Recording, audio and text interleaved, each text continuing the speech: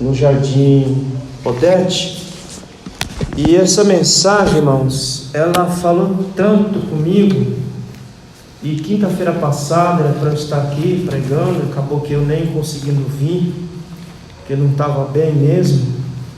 Mas hoje o Senhor nos deu essa graça de poder estar aqui com os irmãos pregando a palavra. E o que Deus colocou no meu coração naquela mensagem daquele pastor Eduardo da Avivamento, ele citou Jeremias capítulo 33, versículo 3. Pode abrir Jeremias 32, porque é lá que nós vamos falar. Jeremias capítulo 33 e verso 3.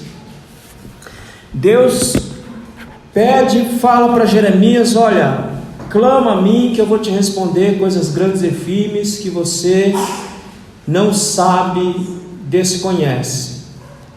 E aí ele voltou para o capítulo 32, irmãos. E o tema da mensagem que eu coloquei aqui, baseado no capítulo 32, é esperança no meio do caos. Nós podemos ter esperança no meio do caos, meus irmãos. Preste atenção nesse texto. Abra sua Bíblia comigo no capítulo 32 e fique comigo lá no capítulo 32, que você vai ver que realmente no meio do caos nós podemos ter esperança. Eu também coloquei lá no grupo da igreja uma revistinha desse trimestre agora. Está muito boa a revistinha. Ela vai falar sobre o espírito da Babilônia, que já está em nosso meio e craçando e derrubando muita gente. Quem já trouxe dinheiro já dá lá para o nosso irmão Diabo Meron. Quem não trouxe, não traga, porque as revistinhas vão acabar rápido pelo assunto. Isso é um assunto importante que tem lá na revistinha. Se você não tem, o dinheiro você paga aqui no cartão, a gente compra lá, R$10 cada revistinha, tá bom? Compre e acompanhe. Irmãos, capítulo 33, aliás, todo o livro do profeta Jeremias, ele é escrito em tom de lamento e choro. Em tom de lamento e choro pela sentença que Deus havia dado, está lá registrado em Jeremias capítulo 25, que ele levaria o povo cativo para a Babilônia durante 70 anos, mas muitos profetas não creram, e o povo também não creu naquela mensagem de Jeremias. Jeremias se amargurou, porque o povo não estava acreditando naquilo que ele estava dizendo. Jeremias foi o portador de uma mensagem de sentença, da mensagem de juízo. É por isso que o povo fala que nós precisamos de voz profética. Mas eu não sei se nós brasileiros estamos fortes o suficiente para ouvir de fato voz profética. Aumenta só um pouquinho o retorno. Não sei, irmãos. Porque não pode deixar assim mesmo. Pode deixar assim mesmo, senão ele vem para frente. Porque voz profética, meus irmãos, é isso que Jeremias está fazendo aqui. Palavra de sentença.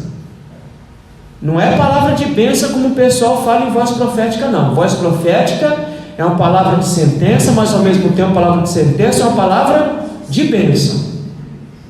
Então não sei se nós queremos ou estamos prontos para ouvir de fato uma voz profética como a voz de Jeremias. Mas ao mesmo tempo que ele veio com a mensagem de juízo, ele também veio com a mensagem de esperança. Ele diz: é 70 anos, mas no final vocês vão voltar para a terra e Deus vai abençoar vocês. Um outro ponto é que Jeremias escreve o seu texto no calor dos acontecimentos. A deportação está acontecendo, a cidade está cercada pelo Nabucodonosor, o povo está sendo levado cativo, e ele recebe toda a sua mensagem no calor dos acontecimentos. Vai acompanhando para vocês verem como é que Deus trabalha. Vai acompanhando o que eu estou falando. Presta bem atenção no que eu estou falando. Vai ficar gravado, mas presta atenção no que eu estou falando. Então ele escreve no calor dos acontecimentos. O povo está indo para o cativeiro, o povo está morrendo, a cidade está cercada. Um cerco que já dura para mais de 2 anos. Imagina se os Estados Unidos decidir sitiar o Brasil, cercar o Brasil. Não entra nem sai mantimento, não entra divisa, não entra nada. Isso aqui para entrar, eles tomam o país sem dar um tiro, porque é uma população faminta, uma população fraca, uma população sem esperança. Eles entram e tomam o país sem dar nenhum tiro. Foi exatamente isso que eles faziam antigamente. Eles cercavam a cidade, não deixavam entrar mantimento, não deixavam ninguém sair. Conforme acabando todo o suprimento, exército desfalecido, desesperançado, quando eles entravam, praticamente já estava a cidade conquistada. Então a cidade está sitiada, gente sendo deportada, e aí Deus vem e fala com Jeremias no capítulo 32, uma mensagem improvável, irmãos. Então o que mais que a gente vê nesse texto? A gente vê Zedequias, um rei, que deveria ser grato ao profeta Jeremias, e ser grato também a Nabucodonosor, porque Nabucodonosor tira Joaquim do trono e o coloca no lugar. Isso está lá em Jeremias capítulo 39, depois você lê na sua casa lá. O Nabucodonosor tira Joaquim, coloca Zedequias. Em vez de Zedequias sossegar o facho, acreditar no profeta, acreditar no que o rei estava fazendo, ele se levanta contra o profeta, porque aí ele vai prender Jeremias, e no capítulo 32, Jeremias já está preso. Vai prestando atenção, Jeremias já está preso. Zedequias se levanta contra Nabucodonosor, e depois o fim de Zedequias é um final trágico. Ele é levado cativo para a Babilônia, arrancado os seus olhos e termina os seus dias em desgraça. Poderia ter ficado quieto, entendendo os planos de Deus. Irmãos, eu estava vindo agora e uma pessoa me falou agorinha que está acontecendo uma movimentação no trabalho que não imaginava. E aí eu pensei nessa medida, das coisas improváveis, da onde nós menos esperamos, é dali que Deus tira a nossa bênção, faz redundar em bênção. Vocês vão entender o que eu estou falando. O capítulo 2, nós vamos ver que Deus manda o juízo e cumpre o juízo. Vocês vão cativo pela desobediência, pela rebeldia, pela idolatria, pelo afastamento. Vocês vão ficar cativo durante 70 anos, sem choro e sem vela. E a ordem é: se estabeleçam na terra. Se estabeleçam na terra, construam a vida de vocês lá, façam a vida de vocês lá, porque vocês vão ficar lá muitos dias. Então, o capítulo que nós vamos estudar agora, Jeremias já está preso, mas ao mesmo tempo que esse capítulo mostra que Jeremias está preso, também mostra a fidelidade de Deus em relação à sua palavra. E no capítulo 32, Deus vai mostrar para Jeremias que do caos ele faz redundar em bênção. Aquele momento que nós vivemos hoje, nós olhamos para ele e falamos: não tem jeito aqui. Aqui não tem esperança, aqui não tem providência, aqui não tem nada, aqui só tem caos. E nesse capítulo Deus vai trabalhar comigo, como já tem trabalhado, e vai trabalhar com você também, para mostrar que do meio do caos que você pode estar vivendo, cada um tem o seu. Cada um tem o seu caos, cada um tem o seu momento, cada um tem a sua dificuldade. No meio disso aí que você está vivendo, Deus vai fazer redundar em bênção para a glória de Deus.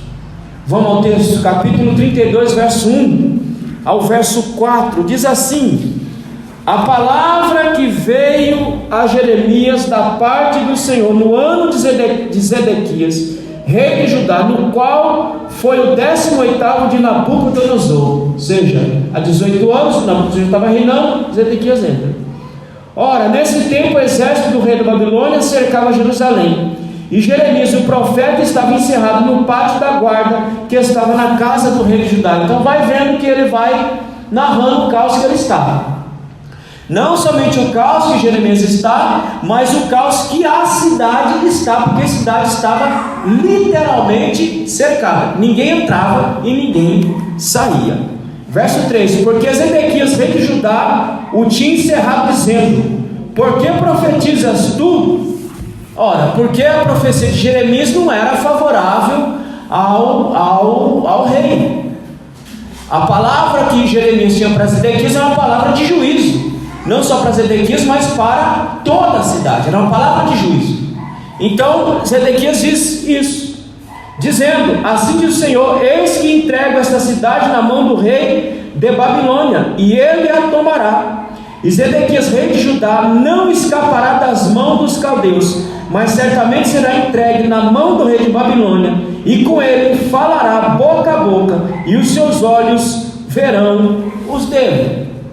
O que é que nós temos aqui, meus irmãos, no versículo de número 32, verso 1 e verso 4? Primeiro, Jeremias foi preso por falar a verdade. Jeremias foi preso por viver na verdade. Ele não arredou o pé 1 milímetro de viver e falar a verdade de Deus para o povo. Se nós queremos que do caos Deus faça redundar em bênção, o que é que nós temos que fazer? Nós temos que viver na verdade e falar da verdade, porque só foi possível na vida de Jeremias porque ele viveu na verdade e falou a verdade ao rei, mesmo que aquela palavra não seria a palavra que o rei estava esperando. Agora, irmãos, olha que coisa, vamos continuar a leitura aqui, verso 5, verso 6. Disse, pois, verso 5: e ele levará Zedequias para a Babilônia, e ali estará, até que eu o visite, diz o Senhor, e ainda que pelejeis contra os caldeus, não ganhareis. Irmão, me ajude aí, lê o versículo 6, alguém. Disse, pois, Jeremias: veio a minha palavra do Senhor, dizendo: continua. Eis que Anamio, filho de Salum, presta atenção, versículo 6, por partes. Veio a mim o quê? A palavra de quem veio a Jeremias? Senhor. Palavra do Senhor. Agora presta atenção, qual é a palavra? Leia, verso 7. Eis que Anameel, filho de Salum, teu tio, virá te dizer: compra para ti a minha herdade, que está em Anatote, pois tens o direito de resgate para comprá-la. Irmão, qual era o cenário de Jeremias? Primeiro, havia uma palavra de juízo sobre Judá, sobre a terra. Segundo, o povo estava sendo deportado. O povo estava sendo tirado da sua terra e levado para a Babilônia. Terceiro, a cidade estava totalmente cercada, não tinha para onde fugir, e não tinha recurso para se levantar em uma batalha contra Nabucodonosor, não tinha. Quarto, as nossas escolhas determinam as consequências. Vamos ler o versículo 23, eu volto aí. Lê o versículo 23 a 25. Então o cenário era: primeiro, havia uma palavra de juízo. Segundo, o povo estava sendo deportado. Terceiro, a cidade estava toda cercada. E as minhas escolhas determinam as minhas consequências. Verso 23, alguém lê. E entraram nela e a possuíram, mas não obedeceram à tua voz, nem andaram na tua lei. Tudo que lhes mandaste, que fizeste, não vos fizeram, pelo que ordenaste, lhes sucedeste de todo este mal. Pronto, havia uma regra estabelecida por Deus: obedeçam a minha palavra. Nós estamos vendo no verso 23 que eles fizeram tudo ao contrário, desobedeceram a palavra, andaram diante da idolatria, da imoralidade, da prostituição. Tudo que Deus mandou eles fazer, eles fizeram tudo ao contrário. Verso 24: e eis aqui a trincheira, já atingiu a cidade para ser tomada, já está a cidade entregue nas mãos dos caldeus, que peleja contra ela, pela espada. Vamos lá, por partes. Pela espada. Segundo, pela fome, porque a cidade estava cercada, não entrava mantimento nenhum. Continua. pela peste. pela peste. Irmão, uma cidade que está cercada pela espada, fome e muitos mortos, só há pestes, só há doença. Então a cidade lá dentro estava um caos total, não tinha esperança nenhuma dentro daquela cidade.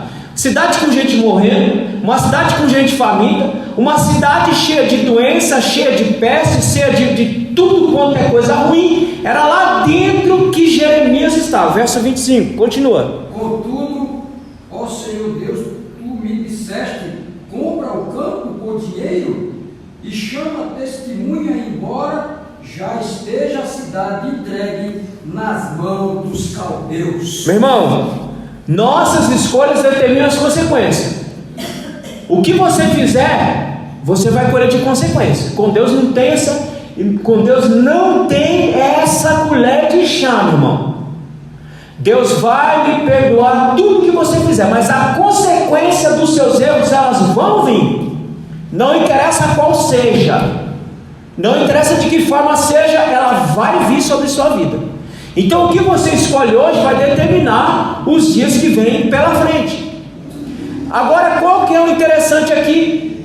Lá, voltando agora, lá no versículo 7, no versículo 6 e 7, Deus fala para Jeremias comprar. Irmão, se Deus chegar e falar: meu filho, eu vou destruir Itaquá, vou arrebentar com Itaquá, não vai sobrar nada, e Deus chegar para você e falar: compra uma terra aqui, o que você ia dizer? Você iria comprar uma terra num lugar que você sabe que vai ser destruído, você sabe que vai ser desolado, você sabe que ali é uma terra que não tem esperança nenhuma, uma terra desolada, uma terra infrutífera? É claro que você não vai comprar. Mas antes de Anael chegar, Deus fala para Jeremias: Jeremias, seu primo vai vir aí, e você vai comprar uma terra em um lugar totalmente desolado, totalmente sem esperança, porque eu estou mandando. Irmão, se fosse eu iria racionalizar. Digo: Senhor, 70 anos nós vamos ficar longe da terra, essa terra vai ficar desolada, esse pedacinho que eu vou comprar aqui vai ficar infrutífero, os povos da terra vão entrar aqui, vão invadir isso aqui, e quando a gente retornar, se é que nós vamos retornar, eu não vou ter absolutamente nada. Mas aí no versículo 25 diz a Bíblia que Jeremias ele vai e compra. Nós vamos ler depois o resto do texto. Vai dizer que ele comprou a terra, pegou as testemunhas, lavrou a escritura e mandou guardar em um vaso de barro. Tudo aqui que eu estou falando é importante para você guardar na sua cabeça, para você guardar na sua vida. Que no meio de tudo que nós vivemos, Deus faz redundar em bênçãos sobre a nossa vida. Amém, meus irmãos? Os irmãos estão me entendendo até aqui? Amém? Então, qual seria a chance de eu comprar? Ao meu ver, nenhuma chance de eu comprar. Sabendo que uma terra que vai ser destruída, vai ser toda tomada, jamais eu compraria. Mas olha o versículo 8: veio pois a mim Anameel, filho de meu tio, segundo a palavra do Senhor, parte da guarda, e me disse: compra agora a minha herdade, que está em Anatote, na terra de Benjamim, porque teu é o direito de herança, e tens o resgate, compra para ti. Então entendi que isto era a palavra porque antes de Anael chegar, Deus já havia falado para ele: ele vai vir e você vai comprar a terra dele. Porque se Deus não falasse nada para Jeremias, Jeremias não iria comprar aquele pedaço de chão, Jeremias não ia comprar aquele pedaço de terra. Mas como a palavra do Senhor veio sobre Jeremias antes do seu primo chegar, ele vai e compra aquele pedaço de chão. Quando o primo chega, ele diz: então vamos lavrar a escritura, vamos colocar testemunha para todo mundo ver o negócio que estamos fazendo hoje. Verso 9, alguém lê? Comprei, pois, a herdade de Anameel, filho de meu tio, a qual está em Anatote, e passei por dinheiro 17 ciclos de prata. Agora pense cá.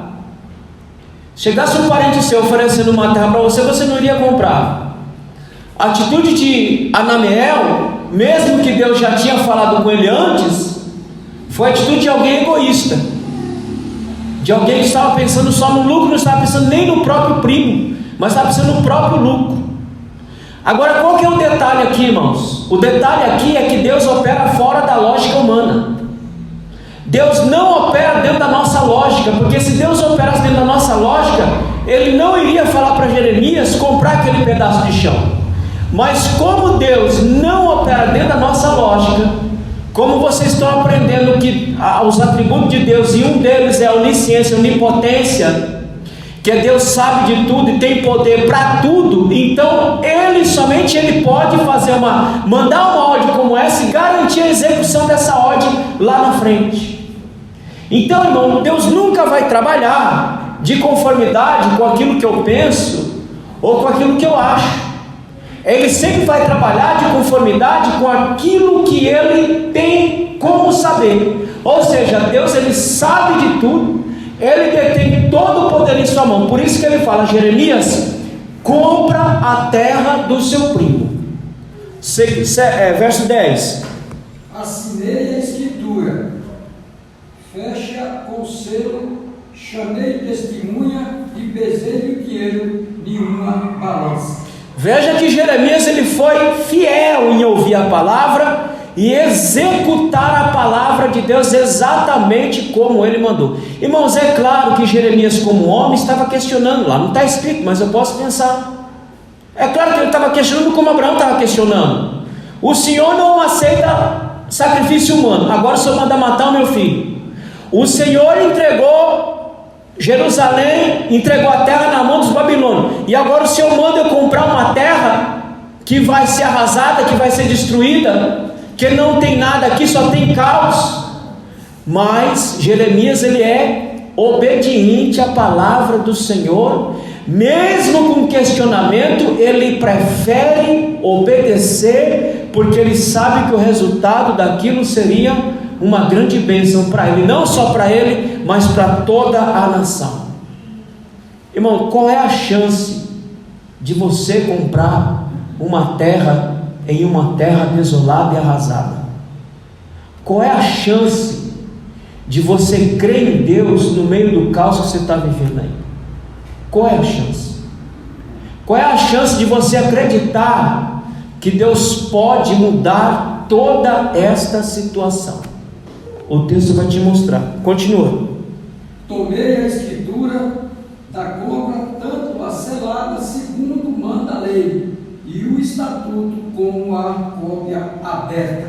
Então ele vai seguindo passo a passo todo o processo para a compra daquele terreno, com escritura, com contrato, tudo bonitinho, com testemunha, para daqui a 70 anos, quando aquilo for posto de volta, o povo vai ver a fidelidade, a misericórdia de Deus para com o seu povo. Porque a promessa é: vocês vão ficar fora 70 anos, mas depois vocês vão voltar. E nesses 70 anos, irmãos, porque o problema de Israel era um só, era a idolatria. Pensa num povo idólatra, um povo que via os milagres. Por isso, irmão, eu estava ouvindo hoje, milagre não salva ninguém. Milagre não muda a vida de ninguém. Se milagre salvasse, se milagre mudasse a vida de alguém, não teria padecido toda uma geração no deserto. Hoje, nos nossos dias, pessoas que experimentam os milagres de Deus, as misericórdias de Deus, e não mudam em 1 milímetro de sua vida, continua a mesma desgraça, porque o milagre não muda a realidade de ninguém. Agora, o que muda a realidade da gente, o que é? É a palavra de Deus. Essa muda a minha realidade, ela muda a sua realidade, porque milagre não muda a realidade de ninguém. A única coisa que o milagre pode fazer é mudar a realidade do seu corpo, mas da sua alma. Seu corpo pode estar curado, sua alma podre, fétida e jogada no inferno, porque milagre não muda a vida de seu ninguém. Amém, meus irmãos? Milagre não muda a minha vida. Milagre não muda a sua vida. O que muda a nossa vida é a nossa crença na palavra de Deus, é a nossa obediência na palavra de Deus. É isso que muda, é isso que faz a diferença. O problema é que muita gente está vindo atrás, não de Jesus, mas está vindo atrás do que Jesus pode fazer. Isso também não muda a sua vida. Isso pode mudar uma situação da sua vida, mas a sua vida não muda. Agora, se você vier atrás dele mesmo, aí sim, meu irmão, ainda que sua realidade seja a mesma, mas a sua alma, a sua vida, essa será mudada em nome de Jesus. Amém, meus irmãos? Amém. Jeremias não estava atrás de Deus para mudar a realidade dele. Jeremias estava em Deus para mudar a sua própria realidade, a sua alma. É isso que ele queria. Então ele vai seguindo à risca tudo aquilo que Deus está ordenando. Então a gente vê do versículo 6 ao versículo 7 a obediência irrestrita de Jeremias. A obediência inquestionável, sem questionamento, ele vai e faz. Do versículo 8 a 15, a mesma obediência. Deus dá uma ordem e Jeremias cumpre essa ordem, mesmo lá dentro, fazendo uma série de indagações dentro dele, mas ele vai executando tudo aquilo que Deus havia mandado ele fazer. Amém, meus irmãos? Continua a leitura, verso 11 agora. 12. Veio a escritura da compra a Baruque, filho de Nerias, filho de Manasseias, na presença de Ananiel, filho de meu tio, e na presença das testemunhas, que subscreveram a escritura da compra, e na presença de todos os judeus que se assentavam no pátio da guarda. Irmão, Deus, quando Ele faz as coisas na vida do ser humano, Ele faz para todo mundo ver. Quando Ele vai trabalhar na vida de alguém, Ele faz para todo mundo ver, para todo mundo testificar que Ele é Deus, e que Ele é misericordioso, e que Ele vela pela sua bendita e poderosa palavra.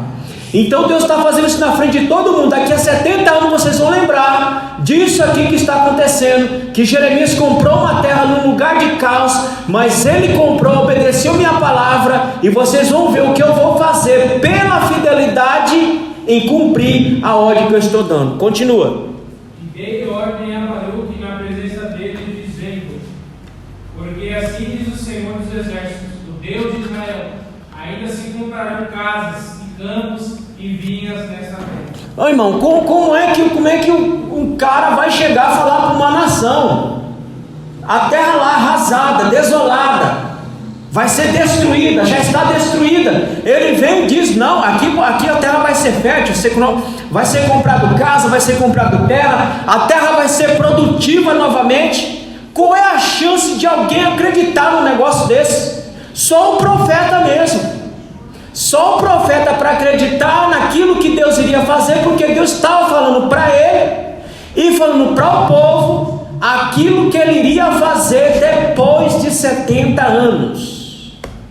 Qual é o nosso problema? O nosso problema é o problema de todos os homens bíblicos. O nosso problema é a nossa falta de paciência de esperar a palavra do Senhor ser cumprida na nossa vida. O nosso problema é que nós queremos dar uma agenda para Deus. Qual é a agenda? O Senhor tem que fazer assim, assim, assim, assim, porque se o Senhor fizer assim, eu vou crer que é o Senhor. Se o Senhor não fizer assim, eu não vou crer que é o Senhor. E a pessoa que eu conversava hoje, eu ainda falei para ela, digo: olha, é por isso que até hoje você não saiu desse lugar. É por isso que até hoje Deus não deixou você sair desse lugar, porque aí é o lugar da sua bênção. Ainda que você olhasse esse lugar como um caos, como um fim de carreira, aí é o lugar da sua bênção, aí é o lugar da sua vitória. Mas irmão, se a gente não aprender como Jeremias, nós vamos continuar olhando para o nosso caos e não vamos conseguir olhar para a bênção que está adiante de nós. É o que Deus está fazendo com Jeremias. Jeremias, eu sei que é um caos aí, eu sei que a cidade vai ser destruída, porque eu vou destruir, eu vou acabar com tudo. Mas não olha para isso, olha lá adiante, olha lá na frente, olha lá a bênção lá na frente. Tira o seu olho desse caos que você vive agora e vislumbra o que vem pela frente, porque o que vem pela frente é melhor do que o que você está vendo hoje e agora. Amém, meus irmãos?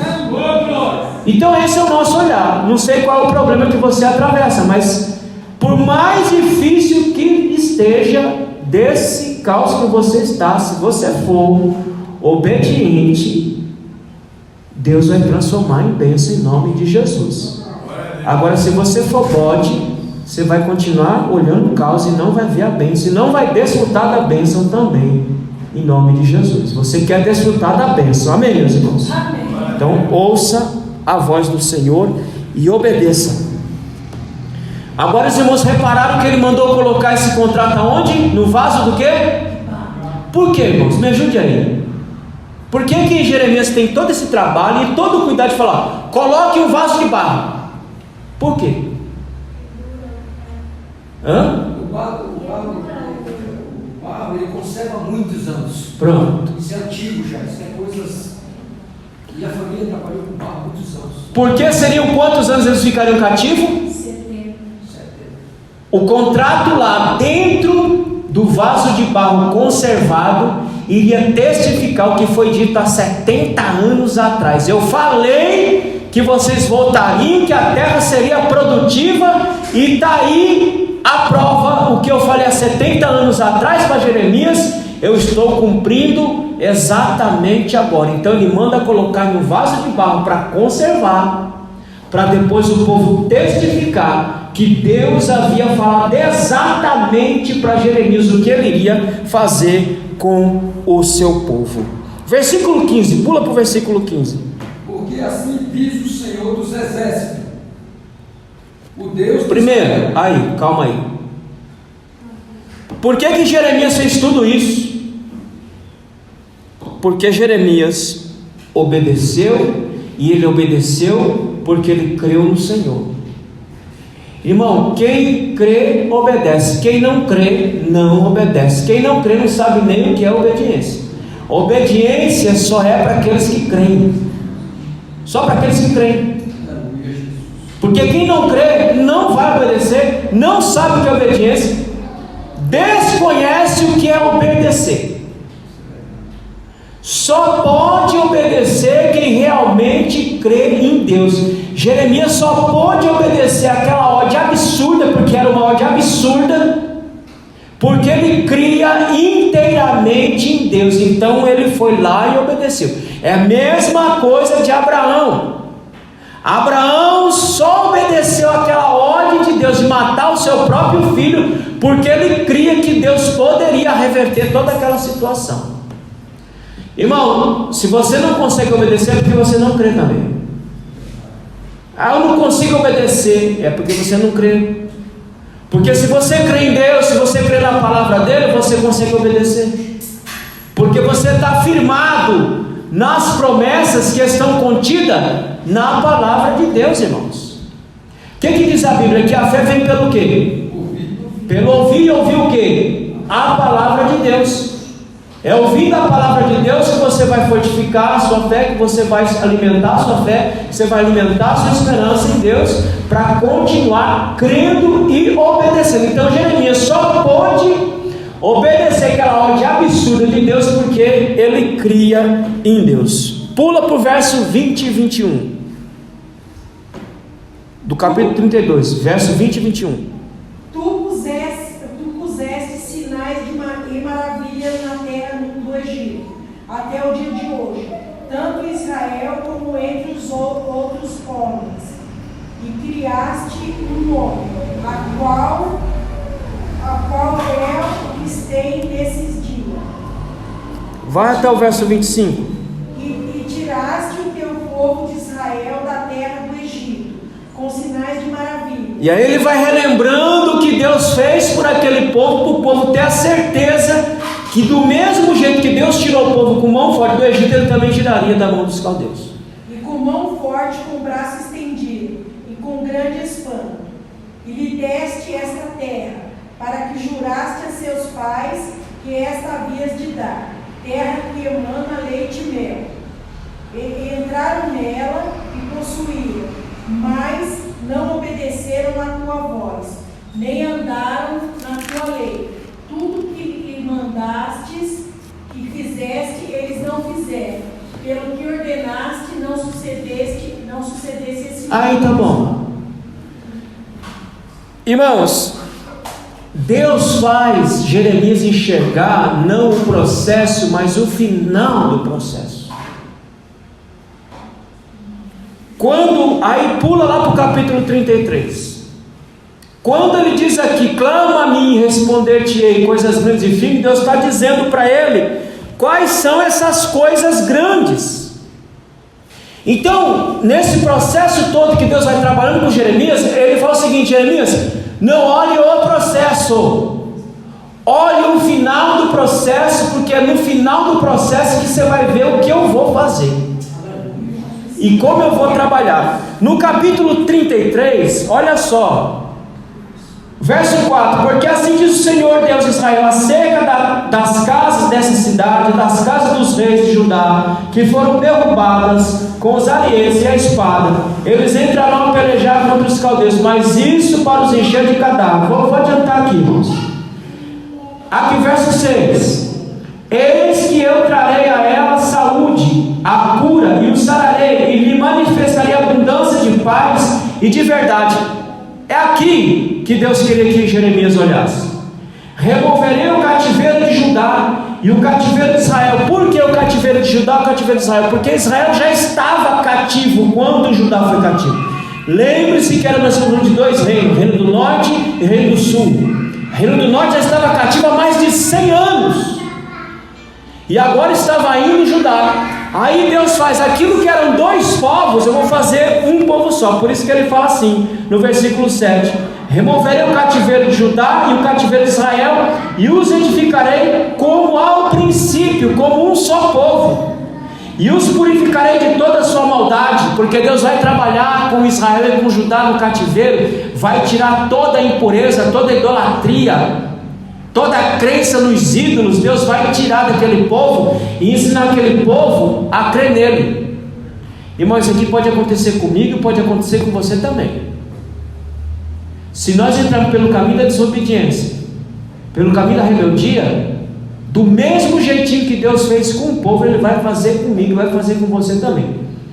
Mas Ele vai purgar tudo que não presta dentro de você. Ele vai purgar, e Ele vai purgar por meio da dor, por meio do sofrimento, por meio do ai, até nós nos convertermos. Sabe por que Ele faz isso? Segundo Hebreus, porque Ele é um Pai que nos ama, e o Pai que nos ama nos corrige para a glória dele. Amém, meus irmãos? Amém. E os purificarei de toda a sua maldade, com que pecaram contra mim, e perdoarei todas as suas maldades, com que pecaram e transgrediram contra mim. E este lugar me servirá de nome, de gozo, de louvor e de glória entre todas as nações da terra, que ouvirem todo o bem que eu lhes faço. Espantar-se-ão e perturbar-se-ão por causa de todo o bem e por causa de toda a paz que eu lhe dou. Depois você continua a leitura, você vai ver o que é que Deus vai fazer com aquele povo.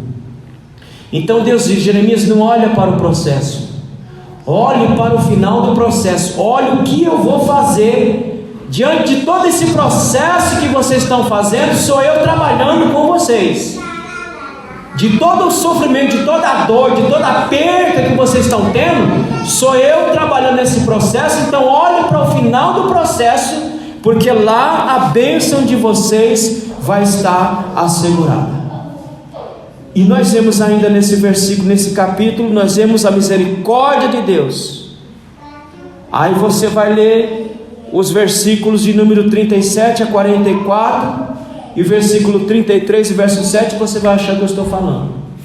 Aí nós vemos a misericórdia de Deus levando Jeremias não olhar para o quadro atual, mas para olhar para o final de todo aquele processo. Amém, meus irmãos? Amém. Então, do caos que eu estou vivendo, do caos que você está vivendo, Deus vai fazer redundar em bênção para a glória dele. Amém, meus irmãos? Porque todo o caos que eu vivo, todo o caos que você vive, é Deus purgando as impurezas que há em nós. É Deus limpando a minha alma, Deus limpando a sua alma, para a gente tomar posse da bênção em nome de Jesus. Diga. É o que ele fala aqui no versículo 12. Assim diz o Senhor dos Exércitos: ainda neste lugar que está deserto, sem homens e sem animais, e em todas as suas cidades haverá morada de pastores que faça repousar aos seus rebanhos. Pronto, é isso aí que ele vai fazer. A terra está sendo destruída literalmente na cara de Jeremias, e Deus está falando: eu vou fazer esse negócio uma grande bênção na vida de vocês. Então, meu irmão, continue sua confiança em Deus, continue olhando para Deus. Todo o caos que você vive, saiba que Ele vai fazer redundar em bênção. O que nós aprendemos com o capítulo 32? Primeiro, confiança absoluta em Deus, e somente em Deus. Não confie em mais ninguém, só confie em Deus, porque só Ele pode fazer o que você não pode fazer. Ainda que você ache que você pode confiar, você pode até confiar em um conselho que eu te dou, mas você não pode confiar em mim para resolver sua vida, porque só quem vai resolver sua vida é Deus e mais ninguém. Mais ninguém. Eu posso te ajudar num conselho, numa oração, em alguma coisa, mas quem vai resolver tua vida é Deus. Então, confiança absoluta em Deus. Segundo, não olhe só para o quadro atual, olhe para o final do quadro. E o final do quadro já está escrito, já está pintado, já está decidido. É bênção para a sua vida. Pode ser que essa bênção não chegue como você imaginou, mas ela vai chegar em nome de Jesus. Amém, irmãos? Então não olhe só para o momento, olhe para o processo e o final do processo. Olhe para o final do processo, olhe lá adiante. Não fica preso aqui, olha lá adiante. Está difícil aqui, mas lá adiante a bênção está me esperando lá em nome de Jesus. Quarto, não deixe o desespero tomar conta da sua mente, porque se o desespero tomar conta da sua mente, irmão, aí acabou você. Aí você vira geleia. Se o desespero tomar conta de sua vida, acabou você. Mantenha calma, mantenha tranquilidade. Se você confiar em Deus